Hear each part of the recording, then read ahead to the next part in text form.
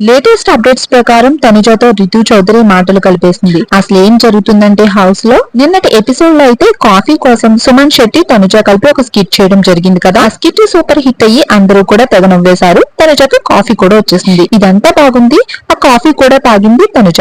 ఇక ఆ తర్వాత వీళ్ళందరూ ఏం చేశారంటే ముఖ్యంగా బన్నీ గారు, సుమన్ శెట్టి, తనుజ, రీతు చౌదరి వీళ్ళ నలుగురు కూడా బెడ్రూమ్ లో కూర్చుని కబుర్లు చెప్పుకుంటూ ఉంటారు. ఇక తనుజ దగ్గరేమో రీతు చౌదరి కూర్చుంటుంది. భరణి దగ్గరగారేమో సుమన్ శెట్టి కూర్చుంటారు. వీళ్ళు నలుగురు మాట్లాడుకుంటారన్నమాట. అయితే సుమన్ శెట్టి ఏమంటాడంటే రీతుని, ఇక సుమన్ శెట్టి అంటాడు రీతుని, మొన్నటి దాకా ఏంటి తనుజతో మాట్లాడలేదు కదా, ఇప్పుడేంటి మాట్లాడుతున్నావు, మరి పక్కనే కూర్చున్నావు అంటాడు. దానికి రీతు అంటుంది, నా ఫ్రెండ్, నేను అందుకే కూర్చున్నాను, మీకేంటి అని అంటుంది. ఇక తనుజ కూడా అవును, నా ఫ్రెండ్ కాబట్టే కూర్చుందని అంటుంది. ఇక భరణి గారికి కూడా అర్థమవుతుంది సుమన్ శెట్టి ఎందుకన్నారు. బికాస్ రీతు చౌదరి నామినేషన్స్ లో ఉన్నప్పుడే తనుజతో ఎక్కువగా ఉంటుంది. ఎందుకంటే తనకు ఓట్స్ కావాలి. ఆల్రెడీ హౌస్ లో తనుజ నామినేషన్స్ లోకి రావట్లేదు అంటే తనపై అందరికీ మంచి ఒపీనియన్ ఉందనేసి రీతు చౌదరికి అర్థమైంది. సో దీని వల్లే రీతు చౌదరి తనుజతో ఎక్కువగా ఉంటుందని సుమన్ శెట్టి జోక్ గా అనేస్తారు. ఇక రీతు చౌదరికి అయితే మొత్తం మీద ఏంటిలా అనేసాడని అనుకుంటుంది. ఇక భరణి గారికి కూడా సుమన్ శెట్టి అనుకున్నది అర్థమైంది. కానీ తనుజకి ఈ విషయం రీతు చౌదరి వెళ్ళిపోయిన తర్వాత చెప్పాడా లేదా అనేది అయితే వేచి చూడాలి. అసలు నామినేషన్స్ లో రీతు చౌదరి ఉంది కాబట్టి నీతో మాట్లాడుతుంది తనుజ అని ఇప్పుడు చెప్తారు. మరి మీకు కూడా అనిపిస్తుంది కదా రీతు చౌదరి తనుజతో ఎందుకు మాట్లాడుతుందంటే నామినేషన్స్ లో ఉంది. నామినేషన్స్ నుంచి సేవ్ అయి బయటకు రావాలంటే తనుజతో మంచిగా ఫ్రెండ్షిప్ చేయాలి.